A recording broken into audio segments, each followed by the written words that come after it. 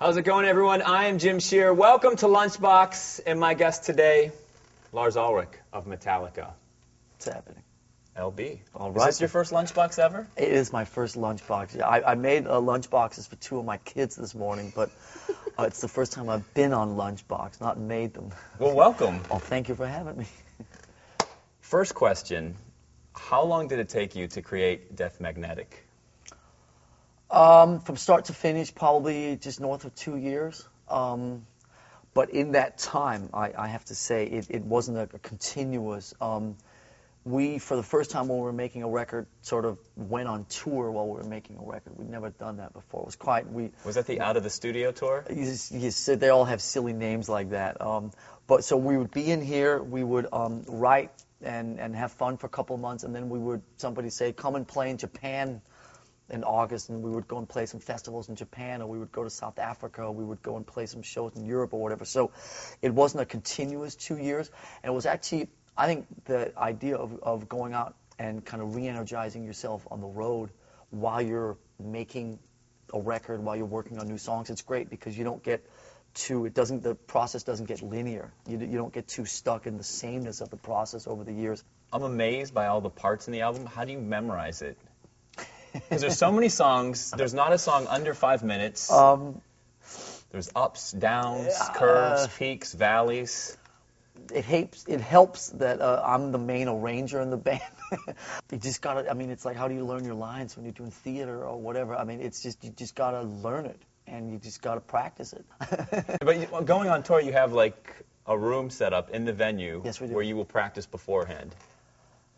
Yeah. Warm up. Yeah, warm up, yeah. It's two things. It's, we don't play the same set list, 2 nights in a row. Yeah, you still memorize them. Yeah, no, we'll play different set lists every night. So every night, there are some songs that we haven't played that song in 3 months.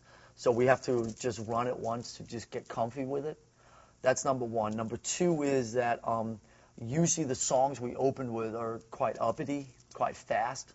And so the old shoulders and the legs and the necks and all that, they need a little bit of a kind of a warm-up. So when we get up on stage and we start, we've actually been playing for 10, 15 minutes before, so to kind of be in the moment and to be as ready to, ready to flex as possible or whatever you're supposed to do. Now, is anyone allowed in this room while that happens? If you come out with your IFC crew, with your Lunchbox crew, you guys would definitely, the door would open automatically. Are you just saying it for the camera? Because when you come to Nassau Coliseum, I'll be there. Okay, listen, me and you in the tuning room. All right. But I have witnesses there, right? See that guy over there? Well, we've got. This is documented. Yeah. Okay. Well, Also, I want to congratulate you being on the recent cover of Rolling Stone magazine. Thank you. David Frick asked you a very interesting question. He asked you, "How long will you be doing this?" And I loved your answer. You said, "Charlie Watts doesn't play Whiplash and Damage Incorporated every night." No disrespect, of course. No, but you're sort of like setting the precedent for thrash metal bands. Isn't that scary? God help us all, as they say. Listen, 2 days ago, I was on a field trip with my 10-year-old, and I found myself throwing a football out on a beach for about 2 hours. 2 days later, I can't lift this over my shoulder. This is scary stuff. I'm 44 years old, and... the hardest working guy on our tour is a guy named Don. God bless him. He's the guy that stretches us, massages us, flicks us back into position or shape or whatever, readjusts us and all that stuff. And this will last as long as we physically are capable of it. Mentally, attitude-wise, the whole thing, we're fine. At some point, these battered bodies are going to give out, and that's when it will end. And when that is... I don't know, but obviously we're doing our best to be as healthy as we can be, eat, work out. Without it being, it's not like, it's not athletics here. We do enjoy a glass of wine and, eat an occasional slice of pizza, but you try to be as on top of that as you can. Back to Death Magnetic. And how many times have people messed up that title? It's a little tongue twister there. You should hear them in Europe. Called a Back to Basics Metallica album.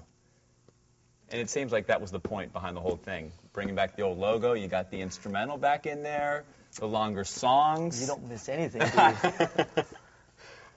Back to basics. I struggle with it a little bit. It's because I'm one of these guys that take things very literally.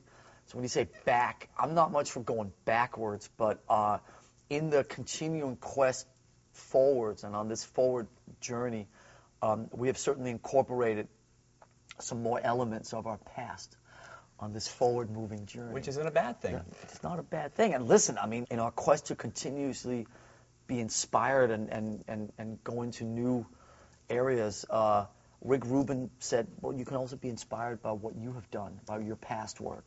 And that was, once we got over that hump, that was a little bit of a mental block. Then we realized it was okay to be inspired by your past work. Do you ever get upset when people compare every Metallica release to the first four? I stopped getting upset a long time ago. When you've been in Metallica for 27 years, you have to kind of go through each day with an understanding of that, there's a lot of people out there who have a lot to say about what Metallica does. And you evoke passion.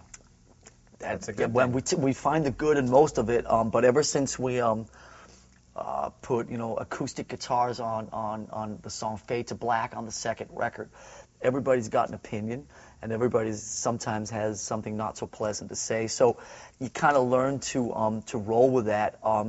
So I appreciate the people that are passionate about the first four records, and I appreciate the fact that those records are considered so important.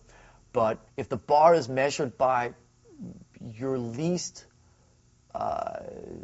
your least considered work, like say Reload, for people that say Reload. When I hear a song off Reload, I go, you know what? That's not so bad. I'll put Reload up against anybody else's considered worst record, and that's not so bad. So it's been pretty cool. I'm pretty proud of everything that we've ever done, because ultimately over the course of the last 25 years, we've done the best we could at any given time and any given record. And if you can hold your head up high and say that, then I think you're doing okay. Beautiful. Thank you, Lars. All right. Thanks for having me on the Lunchbox. That will do it for this episode of Lunchbox. See you in Nassau. And you've heard it here. We will be in the Attitude and Tuning Room, Nassau Coliseum. Okay. It's here, documented on Lunchbox.